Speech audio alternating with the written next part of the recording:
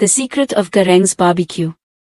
In the remote village of Garang, South Sudan, no one knew the dark secret behind Bowl's barbecue except for Naiola. He watched in horror as Bowl pulled a body from his massive cooler, laid it on a slab, and began slicing. Naiola's heart raced, and he stumbled backward, desperate to flee Bowl's compound, but a metal tray clattered to the ground, betraying his presence. Bowl spun around, his eyes locking onto Naiola, his trusted friend, who had just uncovered his gruesome truth. Garang was a tight-knit community, its people known for their resilience and warmth despite the hardships of life. Traders from nearby villages flocked to Garang's bustling market, drawn by the community's welcoming spirit. Among them was Bowl, a quiet, unassuming man who arrived years ago with a knack for grilling. His barbecue was unlike anything the villagers had tasted, juicy, smoky, with a spice blend that hooked anyone who tried it. The aroma alone could pull a crowd, wafting through the market like a siren's call.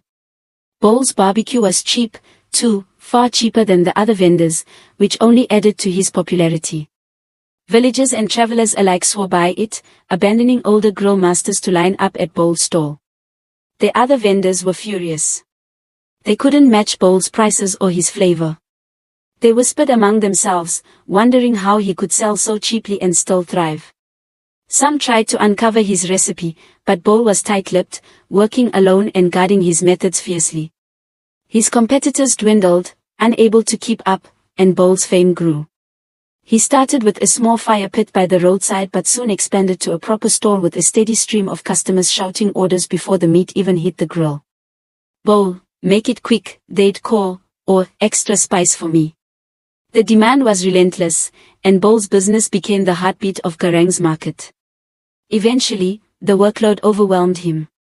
Bowl had always insisted on handling everything himself, sourcing, prepping, and grilling the meat.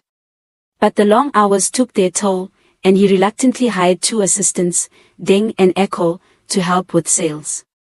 He forbade them from touching the meat prep, though, which raised eyebrows. Bowl would disappear to his compound, returning with batches of marinated meat, leaving his workers to wonder why he was so secretive.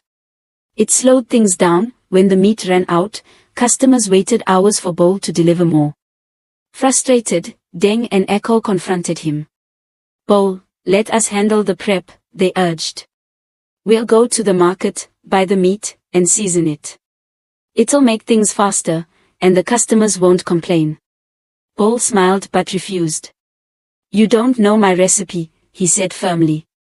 "If you mess it up, my customers will leave. Trust me, I've got this." They backed off, but the mystery lingered. One worker, Deng, grew obsessed with uncovering Bowl's secret.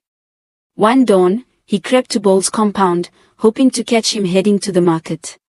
Instead, he found Bowl already at work, slicing meat in his yard. Deng was stunned. Bowl hadn't gone to the market at all. Emboldened, he slipped closer, peering through a crack in the door. What he saw made his blood run cold. Bowl was carving up something that didn't look like goat or cow.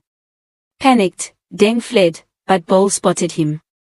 "Deng," he roared, his voice shaking with rage. "You sneak into my home. You're done." Deng was fired on the spot, banished from Bowl's stall. Heartbroken and confused, he took a job with Cole, the village's second-best barbecue vendor, and shared his suspicions. Cole, who had long distrusted Bowl, vowed to get answers. The village chief's annual feast brought everyone together in a riot of music, dance, and food. Bowl was hired to cater, and the crowd devoured his barbecue, especially since it was free. Exhausted, Bowl delivered the last batch of meat and went home to rest. But whispers soon spread through the feast. Someone had found a tooth in the meat, a human tooth. The villagers erupted in panic. "He's feeding us people," they cried, storming Bowl's compound. They dragged him to the chief, who demanded answers. "Bowl, we've treated you like family." "What is this?" the chief thundered, holding up the tooth. Bowl, trembling, swore it was a setup by jealous rivals. "I'd never do this," he pleaded. "My enemies want to ruin me." His tears swayed the crowd, and with no hard proof, they let him go, convinced it was sabotage. Cole, however, wasn't fooled. A year later, Bo met Naiola, a charming young man new to Garang. Their friendship bloomed quickly, Bo drawn to Naiola's wit and warmth. They were inseparable, and Bo showered Naiola with gifts, new clothes, money, even a phone. But Naiola grew curious about Bo's secrecy. "Why can't I visit your compound?" he'd ask. Bo always dodged, "It's messy, smells like meat." "Soon, I'll build us a proper place." Naiola wasn't satisfied. One night, he stole a key from Bo's bag and slipped into his compound. Hiding in the shadows, he watched as Bo opened his cooler and pulled out a human arm. The shelves were lined with heads and limbs. Naiola stifled a gasp, his heart breaking.